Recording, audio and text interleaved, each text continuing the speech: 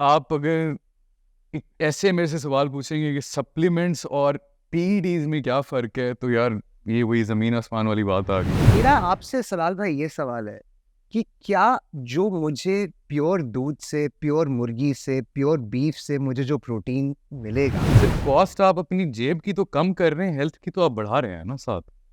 Cost बहुत किस्म की होती है, कॉस्ट एक नहीं होती।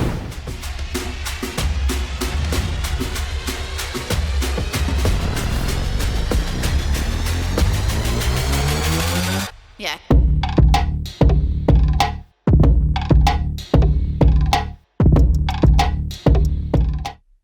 जब दिल में एक टीनेजर बॉडी बिल्डिंग करने के लिए जाता है तो वो जाता है सप्लीमेंट स्टोर में। सप्लीमेंट स्टोर में उसको जीएनसी टाइप सप्लीमेंट स्टोर में उसको मिलते हैं protein powders, creatine, pre workouts. आज हम उनकी बात नहीं कर रहे। जीएनसी के पीछे एक शेडी सा आदमी खड़ा हुआ आपको अपनी जेब के अंदर से एक अजीब व गरीब किस्म का आइटम निकाल के देता है जो आप ज़्यादातर थ्रू इंजेक्शंस अपनी बॉडी के अंदर इंसर्ट करते हैं, इंजेक्ट करते हैं। इसको हम लोग कहते हैं स्टेरॉइड्स, परफॉर्मेंस इन्हांसिंग ड्रग्स। ये वो सप्लीमेंट्स हैं जो कि बैंड हैं, जो कि नॉर्मली दुकानों पे अवेलेबल नहीं है, बट अब काफ़ी कॉमन हो रहे हैं। मैं हूँ बाबर बच्चा और मेरे साथ बैठे हैं मिस्टर मोहम्मद सलाल। हेलो। कैसे हैं बाबा? अल्लाह का शुक्र। एंड मिस्टर सलाल जो हैं वो बॉडी बिल्डिंग करते रहे हैं for the past 9 years I believe. Give और टेक ओवरऑल एथलेटिक्स करते रहा हूँ, not just body building. And it was football, it was bodybuilding, it was calisthenics, it was swimming, it was running, it was and in all of this हमें usually बताया जाता है कि diet बहुत ज़रूरी है।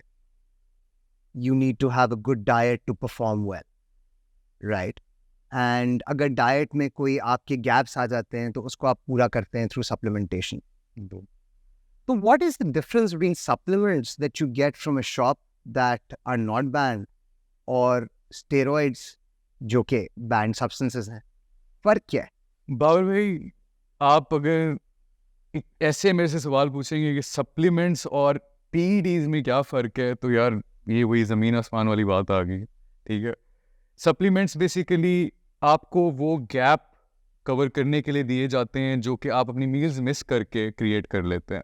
ठीक है, आप एक बॉडी बिल्डर हैं, एक बॉडी बिल्डर होने के नाते बोलता हूँ। सर, आपने मुझे कहा ना आप बॉडी बिल्डर हो, तो मैं बॉडी बिल्डर होने के नाते बोलता हूँ। मेरी फॉर एग्जांपल मैं एक रिजीम पे चल रहा हूँ, मैं एक डाइट प्लान पे चल रहा हूँ जिसमें 6 meals a day मैंने लेनी है। I skipped a meal, I can just take a scoop or two mass gainer के, ठीक है, साथ में क्रिएटिन स्टैक कर सकता हूँ। If I can just hold you back for a second, what you're telling me is कि if I take all my meals and if there are no gaps in my nutrition, तो फिर मुझे किसी supplement की ज़रूरत ही नहीं। यानी कि अगर हम, ऑडियंस सुन रही है, अगर हम अपनी प्रॉपर न्यूट्रिशन का ख्याल रखें जो हम खाना खा रहे हैं तो हमें सप्लीमेंटेशन की ज़रूरत नहीं है। Theoretically, yes, that is the whole point of it. If you are taking enough protein, if you're taking a balanced meal, basically, आप अपने आप को मसल मास प्रोवाइड करना चाह रहे हैं, आपको अपनी बॉडी वेट जितना आपका पाउंड्स में है, उस बॉडी वेट को आप उसी चीज़ को आप ग्राम्स में ले लें और उतना ही आपने रोज़ प्रोटीन इंटेक करनी है to maintain that muscle mass. ठीक है, मेरी जहाँ तक इन्फॉर्मेशन है, आप उस पर ग्राम को इंक्रीज करते जाए, आपकी बॉडी का मसल मास इंक्रीज होता जाता है। तो ये सप्लीमेंट्स में सबसे ज़्यादा जो पॉपुलर सप्लीमेंट है that is way protein. Way protein बनता दूध से। जो आपका दूध है दैट इज़ 70% केसीन और 30% वे। ये जो वे प्रोटीन होता है यूजुअली बेकरी में और जहाँ पे ये डेयरी प्रोडक्ट्स बना रहे होते हैं ये ज़ाया हो रहा होता है। ये वे प्रोटीन निकाल के पाउडर फॉर्म में उसके अंदर आर्टिफिशियल स्वीटनेस डाल के आपको देते हैं यूज़ करने के लिए। मेरा आपसे सलाल भाई ये सवाल है कि क्या जो मुझे प्योर दूध से, प्योर मुर्गी से, प्योर बीफ से मुझे जो प्रोटीन मिलेगा, क्या वही मुझे वे प्रोटीन से मिलेगा? वे प्रोटीन में बेसिक कॉन्सेप्ट तो ये है कि कॉन्सेंट्रेटेड प्रोटीन होती है। ठीक है, आपने कहा ना 70% केसीन है, आपने खुद ही बोला, और 30% वे है। और आपकी वे प्रोटीन के अंदर बेसिकली अगर आप आइसोलेट में चले जाते हैं तो 100% वे है, 100% प्रोटीन है।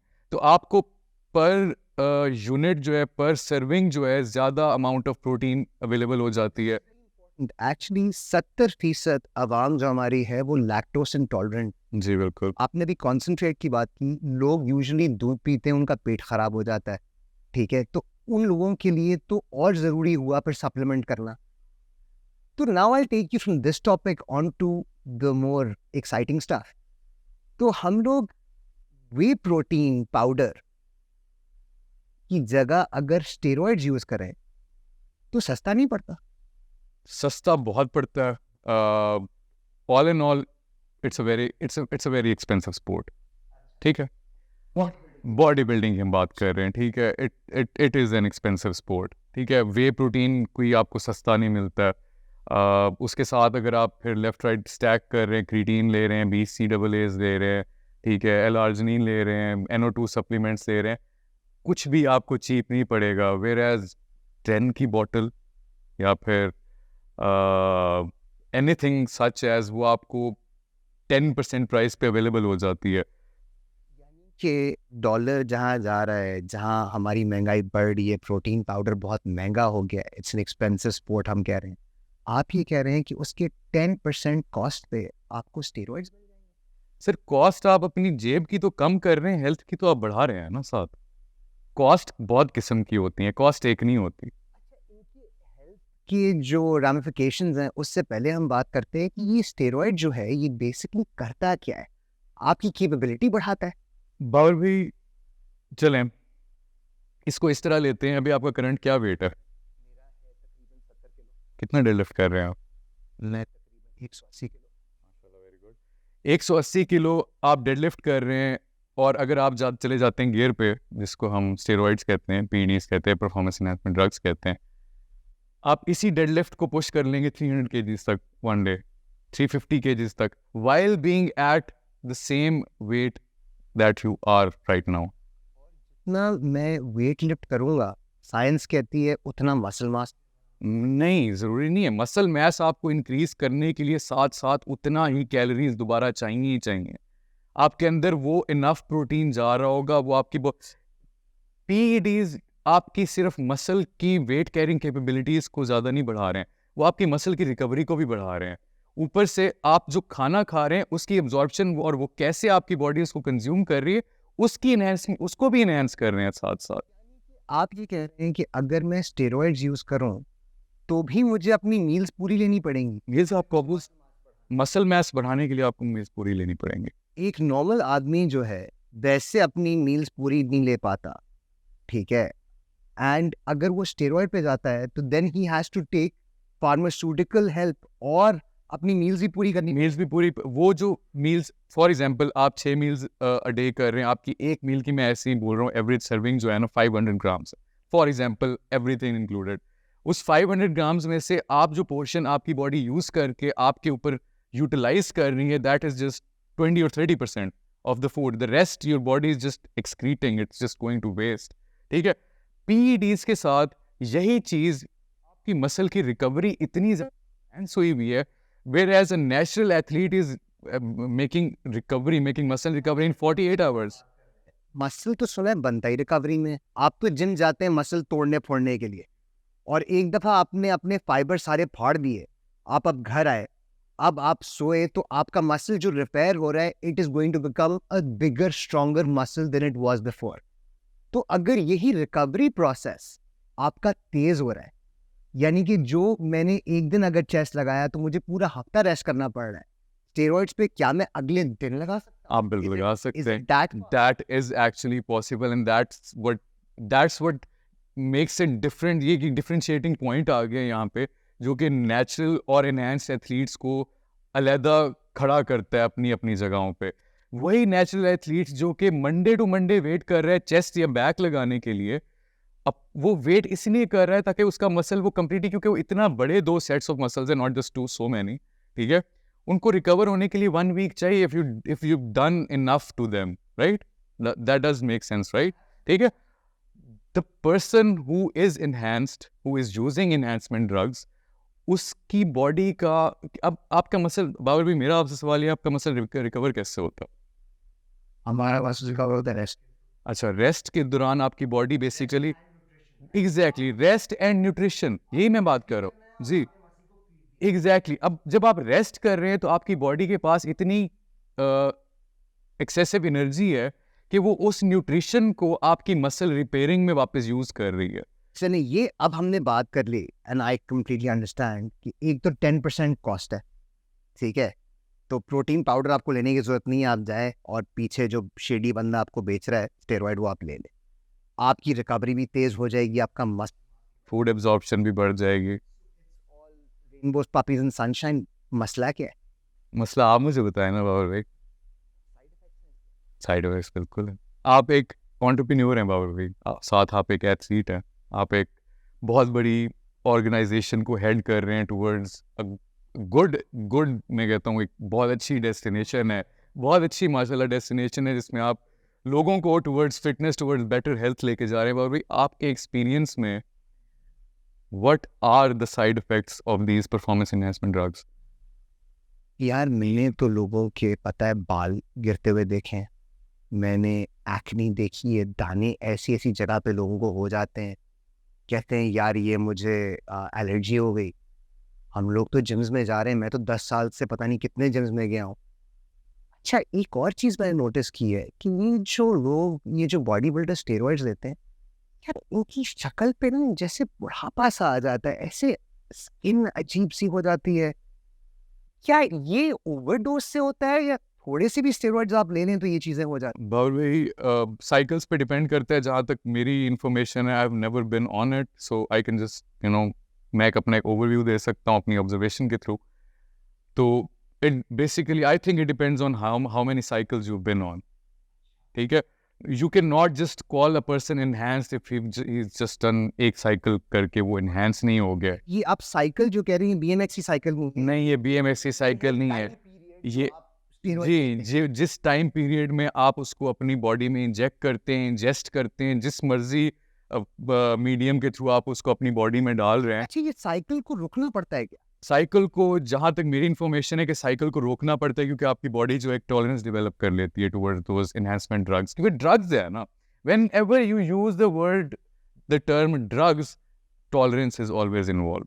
जैसे कि लोग अल्कोहल पीना शुरू करते हैं, एग्जैक्टली, तो पहले वो एक ड्रिंक पीते उनको चढ़ जाती है, बाद में बोतल खत्म हो जाती है, एग्जैक्टली, चढ़ता बढ़ता कुछ नहीं। एग्जैक्टली, एंड दैट्स व्हाट, अगर, और अल्कोहल तो एक जगह है, अगर एक चीज आप अपनी बॉडी में इंजेक्ट कर रहे हैं, उसका एक्सेस, अब 10 की बात हो रही थी, 10 हो गया, टेस्टोस्टेरोन इंजेक्ट करना हो गया।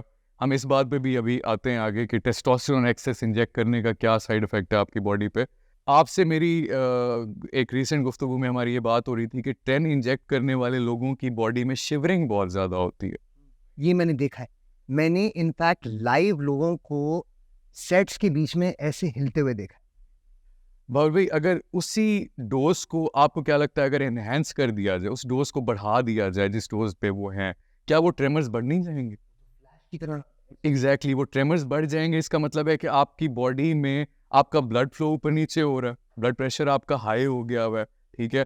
उन लोगों का आप अगर नोटिस करें, आई एम सो सॉरी, ठीक है, उन लोगों is not the right word for it, athletes, certain athletes हैं जिनकी आप देखेंगे कि एक्सर्शन के through they not lifting so much, but the level of aggression and the level of the high blood pressure is so much कि उनकी आपको रगें नजर आ रही होती हैं सर के अंदर निकलती हुई। line on the social media news that bodybuilders are dying of high blood pressure and at a very young age also। ये 30 35 साल के बॉडी बिल्डर्स जो हैं भड़क के मर जाते हैं। कोलेस्ट्रॉल, बाबर भाई, cholesterol is the one word I can literally use to describe so many different problems associated with steroid abuse. ये स्टेरॉइड्स इन योर ओपिनियन ये सिर्फ athletes and top and body builders ले रहे हैं या और भी लोग ले रहे हैं? मेरे पर्सनल एक्सपीरियंस के थ्रू और मेरा जो आंखों देखा एक्सपीरियंस है, 16-17 साल के बच्चे भी ले रहे हैं बाबू भाई। जी जी, जिनको कोई इन्फॉर्मेशन नहीं है। अभी जिनको कोई इन्फॉर्मेशन नहीं, जिन्होंने कोई न्यूट्रिशन नहीं पढ़ी हुई, जिन्होंने आज तक सिर्फ वीडियोस देख देख के आके जिम करते हैं, जस्ट बिकॉज एक चीज आजकल की जनरेशन में आ गई हुई है, everyone wants a shortcut to everything. ठीक है, उस शॉर्टकट के पीछे आजकल के जो नौजवान हैं वो इन एनहेंसमेंट ड्रग्स की तरफ जा रहे हैं, and this just makes me sad. Performance enhancing drugs, ये स्टेरॉइड्स जो हैं, ये कंपटीशन लेवल पे तो बहुत सारे लोग ले रहे हैं। ओलंपिक्स में यूज़ हो रहे हैं, क्रिकेट में यूज़ हो रहे हैं, फुटबॉल में यूज़ हो रहे हैं, any sport you name it, cyclist are using them. तो बेसिकली ये बात तो क्लियर है कि जो बंदा compete कर रहा है वो परफॉर्मेंस एनहांसिंग ड्रग्स का फ़ायदा उठा रहा है, राइट? किसी भी ओलंपिक एथलीट से आप पूछेंगे कि मैं आपको गोल्ड मेडल देता हूँ इस ओलंपिक्स में, क्या आप अपनी ज़िंदगी के 10 साल ट्रेड करेंगे? I tell you 90% of them will say yes. Issue ये है कि 90% आवाम जो स्टेरॉइड्स ले रही है वो compete नहीं कर रही, ठीक है? तो जो आवाम compete नहीं कर रही वो क्यों ले? पर भी हमारी अभी की डिस्कशन में मैंने एक बात की थी कि shortcuts, everyone in this community, in this, और आने वाली जो अभी जनरेशन, यंग जनरेशंस है, इनको I want attack someone personally, लेकिन शॉर्टकट्स चाहिए सबको, क्योंकि शॉर्टकट की जब बात करते हैं तो इसका मतलब है they can get to the same place earlier मतलब स्टेरॉइड लेके जहां वो पहुंच रहे हैं, actually they can get to it later naturally also. Exactly they can shortcut can. कहां तक पहुंचा रहा है, लेकिन वैसे पहुंच सकते। later सिर्फ इट्स नॉट जस्ट टाइम बाबू भाई, it's discipline, it's consistency, it's determination, it's not just time. आप रोज जाके जिम कर सकते हो, जिम में जाके बैठ सकते हो, आप रोज जाके 3 एक्सरसाइजेस कर सकते हो और घर जा सकते हो, आप रोज जिम तो कर रहे हो, लेकिन क्या आप उतनी डिटर्मिनेशन से जिम कर रहे हो? क्या आप अपने रोज अपने मसल को फेलियर तक टारगेट कर रहे हो? नहीं कर रहे हो आप। उसमें कंसिस्टेंसी, डिटर्मिनेशन, और सबसे बड़ी चीज जो मेरी एथलेटिक्स में मेरे लिए जो सबसे इंपॉर्टेंट चीज आज तक रही है वो डिसिप्लिन है। You wake up, you go for a run, ये आपका डिसिप्लिन है। यू क्लीन योर क्लोथ्स, ये आपका डिसिप्लिन है। ठीक है, आप अपने आप को साफ रखते हो, ये आपका डिसिप्लिन है। ठीक है, और ये चीज कई सारे लोगों में लैक करती है, ये चीज, ये discipline to achieve something in the natural given time, वो लोगों को आजकल एक फटीग फील होती है उसमें। ठीक है, वो उस चीज की एफर्ट नहीं करना चाहते हैं, एफर्ट लैक कर। That achieves a good physique ना, उनकी बाकी जिंदगी पे भी वो एग्जैक्टली आ जाती है, क्योंकि वो डिसिप्लिन क्रिएट कर रहे हैं। डिसिप्लिन जो आपकी जिम में बनता है ना, वो the rest of your life में ही बनता रोज जिम में जाके अपने आप को 2 घंटे एक टॉर्चर के थ्रू गुजरवा के, जिसमें I know it's fun Babar way, it's fun for us, ठीक है, हम रोज जाके we loving it, but it still hurts, right? Lifting 120 kgs at 60 kgs body weight on your legs hurts, ठीक है, and repping it for 15 more reps hurts even more, ठीक है, but that hurt is so much better than losing 20 years of your life just by injecting something inside your body that wasn't meant to be injected inside your body. इसका हम अगर कोई खुलासा निकालें तो ये है कि स्टेरॉइड्स के बेनिफिट्स तो बहुत सारे हैं, बट उनके side effects are something that you should. कौन यहाँ पे प्रोज को बहुत बड़े मार्जिन से आउटवे कर रहे हैं, एंड ना मैं तो कभी भी इस चीज़ को रेकमेंड नहीं करूँगा। I have been natural my whole life, this guy I know has been natural his whole life, and I don't know, there's a age gap between us, ठीक है, and certain people have approached me telling me that this guy looks younger than me, and that is the conclusion I think we should provide our audience for today, कि चलो छोड़ो, body तो बना ली, सारा कुछ कर लिया, एंड पे सबसे ज़रूरी चीज़ क्या है यार? बूढ़ा नहीं होना है और आपकी एंटी एजिंग जो सारा कुछ है, जो कि एक्सरसाइज का एक प्रॉपर कॉन्सेप्ट है एंटी एजिंग का, आपकी उम्र कम करने का, आप उसको कंप्लीटली ख़त्म कर रहे हो पीईडीज लेके, क्योंकि पीईडीज लिटरली आपको एज करवाती हैं, एंटी एज नहीं करवाती हैं। लिफ्टिंग के बेनिफिट्स में apart from just looking good, feeling good, sleeping better and anti ageing, ये सारे इफेक्ट्स स्टेरॉइड्स देने से एक्चुअली ख़त्म हो जाते हैं। So you are basically not doing yourself any favours. Guys 90% आवाम जो स्टेरॉइड्स इस्तेमाल कर रही है उनको देख के लगता ही नहीं है कि वो स्टेरॉइड्स ले रहे हैं। ना उन्होंने डिसिप्लिन प्रॉपर समझा है, ना उन्होंने प्रॉपर ट्रेनिंग की है। स्टेरॉइड्स लेके शॉर्टकट ढूंढ तो वो रहे हैं लेकिन पहुंचते कहीं नहीं। What I would like to say is, guys, work hard, stay natural, and this game is about the long game, isn't it? So we'll see you again in Alpha Talks next time around. Thanks.